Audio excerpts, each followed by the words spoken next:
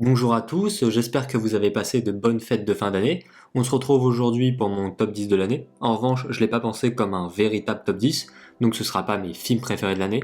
Ce sera un peu différent, même si j'ai aimé l'intégralité des films dont je voulais vous parler ici. Je me suis plutôt demandé quels sont les 10 films qui ont le plus marqué ma cinéphilie cette année. C'est un exercice que je trouve intéressant et qui m'invite à prendre un peu de hauteur et pas de m'arrêter à une simple appréciation personnelle. Je pourrais appeler ce top 10 films qui ont le plus marqué mon année pour faire court. Évidemment, je vais porter un œil cinéphile sur cet exercice, donc je vais pas calquer ce top sur le box-office, vous êtes prévenus. Et au passage, ça vous fera une petite liste conseils de films à regarder pour les prochains mois si vous ne les avez pas vus. Alors pour être franc, c'est un exercice assez compliqué. J'ai beaucoup hésité sur certains films car cette année a été franchement riche en bons films et en surprises. J'ai vu 84 films sortis entre le 1er janvier 2023 et le 31 décembre 2023 et plus de 200 films au total si on prend en compte l'entièreté des films que j'ai vus dans l'année. Première surprise, j'ai été franchement impressionné par le cinéma américain cette année. Alors que c'est un cinéma qui me laissait de plus en plus indifférent dernièrement. Je pense à des films comme Asteroid City ou Venin de Wes Anderson, qui est un réalisateur qui me laisse assez souvent sur le carreau, mais qui m'intéresse toujours un peu. Ou comme M. Night Shyamalan, qui a signé son grand retour selon moi cette année avec Knock at the Cabin. Je pense aussi à des propositions comme Tar ou Boys Afraid, qui est un film que j'ai pas particulièrement aimé pour le dernier, mais qui a eu l'audace de proposer des choses que j'ai pas souvent l'habitude de voir, et encore moins dans le cinéma américain de ces dernières années. En tout cas, en 2023, le cinéma américain m'aura étonné, et malgré que beaucoup de ces films ne m'aient pas plu, au moins j'y ai vu des choses à dire, des choses à penser, et donc, concernant ces films, j'ai envie de les revoir. Et un film que j'ai envie de revoir, que j'ai aimé ou non, je considère ça comme un gage de qualité. Cependant, je vais pas me voiler la face non plus, les films qui m'ont le plus énervé cette année sont pour la grande majorité aussi américains. Je vais pas faire un flop 2023, j'en vois pas nécessairement l'utilité. Ça se limiterait à dire je trouve que ces films sont nuls, et je préfère me tourner vers le positif. Pour les curieux, voici quand même quelques films que j'ai trouvé particulièrement mauvais, histoire de vous mettre quelque chose sous la dent. Mais pour revenir sur le cinéma américain, en 10ème place, j'ai choisi de mettre Master Gardener de Paul Schrader. Pour ceux qui l'ignorent, Paul Schrader c'est un immense scénariste qui a pondu des scénarios de films comme Taxi Driver, Raging Bull ou Obsession. C'est pas très original, mais j'ai tendance à trouver que c'est un meilleur scénariste que réalisateur. Cependant, sur ce film, je me suis dit qu'on avait affaire à un grand cinéaste, qu'on a tendance à sous-estimer, et je m'inclus dans le lot. Schrader est la caricature qu'on se fait d'un auteur. Il y a des thématiques et des personnages qui se répètent sans cesse dans absolument tous ses films, au point où on se demande si, parfois, il ne devrait pas arrêter d'écrire et de refaire les mêmes films avec ces mêmes personnages torturés à la recherche d'une manière ou d'une autre à la rédemption. Ça peut agacer de voir un cinéaste qui se répète, mais personnellement ça me dérange pas tant que ça. Typiquement, Hong Sang-soo, cinéaste coréen réputé pour faire des films qui se ressemblent beaucoup. J'ai dû voir une dizaine de ses films et aujourd'hui j'en suis pas encore lassé. Mais la répétition au sein d'une œuvre, ça me dérange pas du tout. Surtout avec des cinéastes comme Schrader qui arrivent avec le temps à épurer son propre style jusqu'à l'extrême. Que ce soit son style d'écriture ou visuel. Des films noirs de cette envergure, j'aimerais en voir bien plus. Et je pense que ce film figurera dans mes préférés de ce réalisateur. C'est un film que je trouve très fin et que je vous invite évidemment à regarder. Concernant le cinéma de blockbuster de cette année, j'ai été assez déçu. Comme je l'ai dit, j'ai trouvé Mario et Rebel Moon d'une indigence rare. C'est assez rare que je me sente insulté en tant que spectateur, mais là, j'y ai eu droit 2 fois cette année. Le gros blockbuster français de cette année, Les Trois Mousquetaires, je suis même pas allé le voir, ni la première ni la seconde partie, j'étais ni emballé par le projet ni par le réalisateur. Barbie et Oppenheimer m'ont laissé assez indifférent, même si j'ai préféré Oppenheimer. En fin de compte, il n'y a que le dernier Mission Impossible devant lequel j'ai pris beaucoup de plaisir. Après, c'est pas grave, le cinéma ce n'est pas que celui de divertissement grand public, et fort heureusement, mais il a de plus en plus de mal à se renouveler et surtout à fédérer.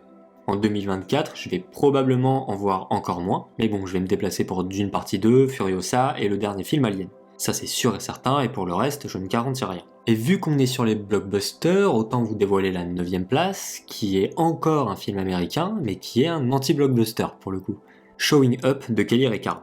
Petite parenthèse, je m'excuse, je sais pas si ça se dit Reichardt, n'hésitez pas à me dire dans les commentaires. Alors, si je devais classer les films de stop en fonction de mon appréciation, de mon kiff pour utiliser un mot particulièrement éloquent, Showing Up serait bien plus en haut. Mais je trouve que c'est un film peut-être un peu trop austère et difficile d'accès au sein même de la filmographie de sa réalisatrice. Pour décrire simplement l'histoire du film, on suit le quotidien d'une artiste contemporaine, durant plusieurs semaines, jusqu'au jour du vernissage de son exposition. Ça peut paraître cliché, mais sa première source d'inspiration, c'est le chaos de sa vie. Et ses œuvres débordent de ce chaos, juste dans le hasard de leur confection. C'est un peu l'image qu'on se fait mentalement des artistes contemporains, qui cherchent quelque chose sans trop savoir quoi, avec des profils un peu bobo-arty. Et dit comme ça fait peut-être pas rêver, mais ce film m'a foutu dans un état. J'étais littéralement apaisé en sortant de la salle de cinéma, et je suis véritablement sorti du film peut-être 6 ou 7 heures après l'avoir vu.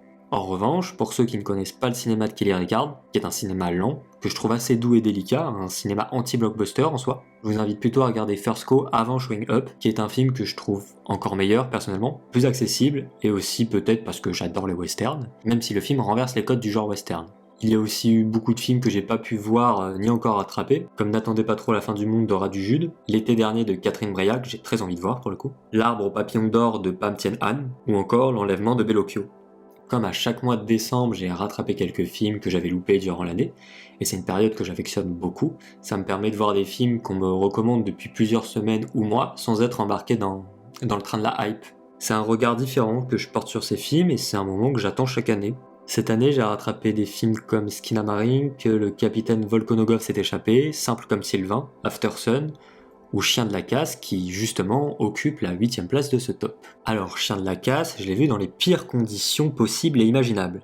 Dans un train, avec un enfant en bas âge qui a crié durant tout le long du trajet. J'avais des écouteurs de merde et j'étais pas loin de m'endormir dû au manque de sommeil de la nuit passée. Mais même avec tout ça réuni, j'ai réussi à rentrer dans le film. Spoiler, c'est plutôt bon signe.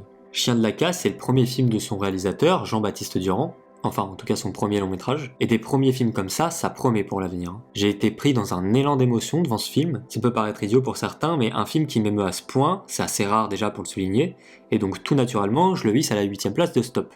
On suit deux amis d'enfance qui vivent dans un village du sud de la France et qui se questionnent sur leur avenir, sur leurs relations, sur leur amitié, mais surtout sur la profonde solitude qui hante leur quotidien. C'est un sujet important. Qu'est-ce que c'est que de vivre dans des petits villages quand on est jeune? Qu'est-ce qu'on promet à ces jeunes qui n'habitent pas dans des grandes villes?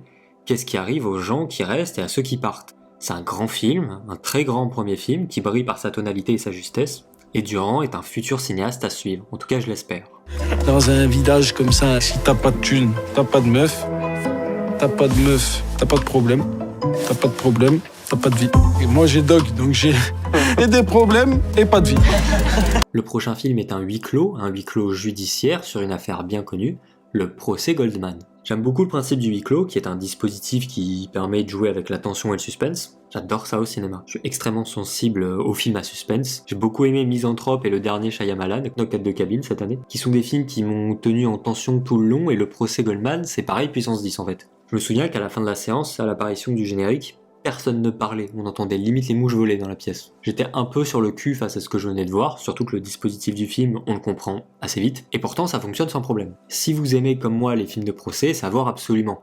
C'est d'une maîtrise absolue ce film.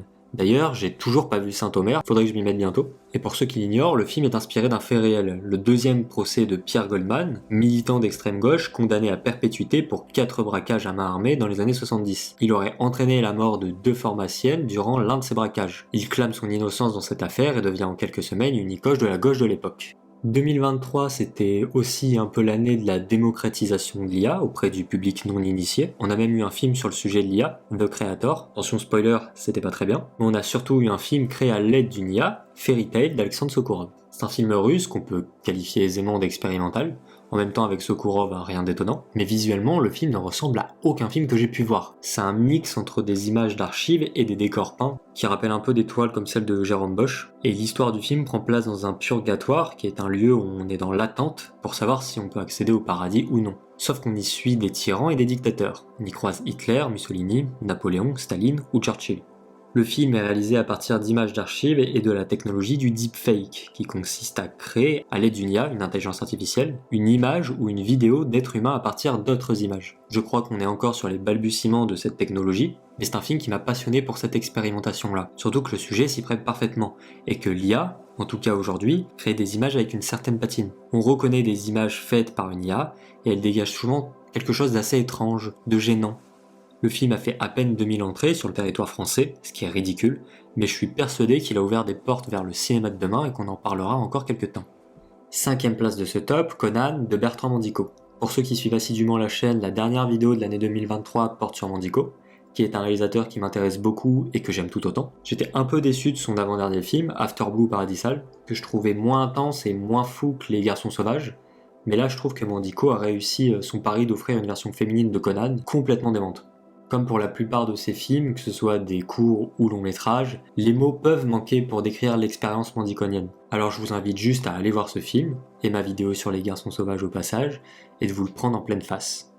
En 2023, j'ai aussi mis le doigt sur quelque chose. Je crois être de plus en plus déconnecté des grands mouvements d'adoration de certains films. Je prends l'exemple de Babylone ou Spider-Man Across the Spider-Verse. Pour Babylone, c'est un film qui m'a particulièrement agacé, sans trouver le film raté à tous les niveaux, comme on peut le voir sur les réseaux. Aimer Babylone, c'est devenu un motif de moquerie depuis bientôt 1 an, ce qui est parfaitement ridicule. Mais effectivement, c'est un film qui m'a beaucoup crispé durant mon visionnage. Ou Spider-Man Across the Spider-Verse, qui, en dehors de ses grandes qualités d'animation, est un film que je trouve assez creux, et plus proche de la série que du film. On a le début, le milieu, mais pas la fin. Ça va sûrement se répandre dans les prochaines années, ce type d'approche, et je porte pas un regard particulièrement bienveillant sur cette manière de construire les films. Mais à contrario, je me retrouve beaucoup plus dans des films adulés par les sphères très cinéphiles en ce moment. Et ce top 4, et aussi le top 2, sont typiquement ce genre de films. Je serais complètement passé à côté de ce film si des gens que je suis sur Twitter n'en avaient pas parlé. Déjà parce qu'il a une distribution assez catastrophique, et que je n'ai donc pas pu le voir directement à sa sortie nationale sur le territoire français, puis l'affiche me parlait pas du tout. Mais qu'est-ce que je me suis trompé? C'est probablement, avec le top 2, le film le plus unique que j'ai pu voir cette année. J'ai jamais vu un truc pareil. Que ce soit dans le cadrage, dans la photographie, dans le ton, c'est un vrai petit bijou si vous êtes cinéphile. Après, c'est pas un cinéma facile d'accès, ne serait-ce que dans son propos. On y parle de mouvements anarchistes en Suisse, de structures politiques qui définissent le capitalisme, d'horlogerie, et on a aussi des figures historiques comme Kropotkin. C'est clairement pas un film accueillant, mais c'est frais ce genre de proposition et c'est réjouissant pour l'avenir du cinéma. C'est le second long métrage de Cyril Choblin, qui est un réalisateur que je connaissais pas, et je pense bientôt regarder son premier film, Ceux qui vont bien, qui est disponible dans l'édition du Blu-ray de Désordre qui vient de tomber, je crois. Maintenant, on est enfin sur le top 3, alors là, c'est que des folies. En 3ème position, Anatomie d'une chute de Justine Triet. Je suis allé voir le film avec beaucoup de réserves, pour être honnête, car une amie à moi me l'avait survendu, et on a souvent des goûts diamétralement opposés sur certains films. En plus, c'est la Palme d'Or de cette année, et à Cannes, c'est assez rare que j'apprécie les palmes. Si je devais donner un chiffre, on est sur une palme sur 4 ou 5 que j'apprécie. Typiquement, Sans filtre et Titane, c'est pas ma tasse de thé pour rester poli. Mais mes yeux se sont mouillés devant Anatomie d'une chute, et comme je l'ai dit pour Chien de la Casse, quand je suis ému à ce point, c'est un gage de qualité à mes yeux. Parce que oui, le cinéma, c'est avant tout des émotions et des affects, faudrait pas trop l'oublier non plus. C'est un film que je trouve quasi parfait dans son traitement, ni trop court ni trop long, j'ai pas vu le temps passer alors que le film dure 2h30. Je trouve que c'est un film fin, que ce soit dans son écriture, dans l'axe abordé, dans l'interprétation des acteurs, et à vivre comme ça, je serais incapable d'émettre quelque chose de vraiment négatif sur le film. C'est un film de procès que j'ai préféré au procès Goldman. Je trouvais ça génial, c'est efficace, c'est rythmé, c'est prenant. Dans ce film est un banger, comme on dit sur Twitter. Seconde place, Le Gang des Bois du Temple de Rabah Murzaïmesh. Comme pour Désordre, c'est un film qui m'a procuré un grand plaisir par son originalité et sa radicalité. La radicalité, ça peut faire peur, mais quand ça fonctionne sur nous, c'est toujours des sensations très intéressantes qu'on éprouve.